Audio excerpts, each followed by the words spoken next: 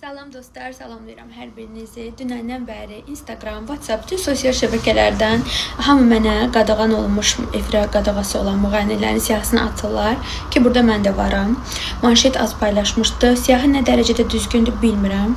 Əgər varamsa da şura belə qərar veribsə biz kiminsə qərarını dəyişək.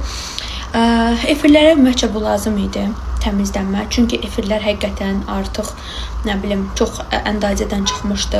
Çünki biz müğənni olaraq və daha çox efirə çıxan müğənnilər, onlardan da bizdən də şou yaradılmağını istəyirlər. Biz də yaradırdıq gündəmdə qalmaq üçün, saytlar yazsın deyə. Bütün kanallar bir-birinə rəqabətdə idi.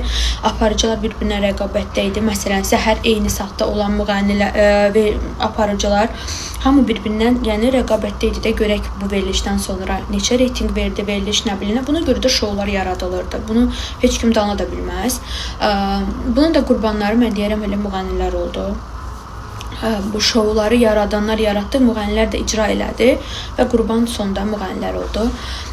Bu qadağa nə qədər gedəcək bilmirəm. Heç bir məlumatım yoxdur. Amma bundan sonra təbii ki mahnılarımıza əgər efir qadağası götürülərsə, danışığımıza, hər şeyimizə birmənalı olaraq əməl eləməliyik, daha nəzarətdə olmalıyıq və daha çalışacaq ki, daha keyfiyyətli mahnılarla, daha yaxşı işlərlə xalqa xidmət eləyək. Qaldı ki, nəsə deyəcəkdim. Mənim zaten öz biznesim var, mənim zaten öz işim var, başım ora qarışıb. Mənə belə dəqiqədə elə şeyləri atmayan, mən heç qıcıqlanmıram da. Bu lazım idi və qərar verilibdi. Nə vaxt götürürlər? Ondan da məlumatım yoxdur, amma təbii ki biz çalışacağıq ki, daha keyfiyyətli işlər sizə təqdim eləyək. Tezliklə də təzə mahnım çıxır.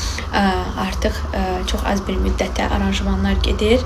Təqdim eləyəcəm klipinlə bir yerdə. Sevirəm sizi. Allah hamınıza kömək olsun.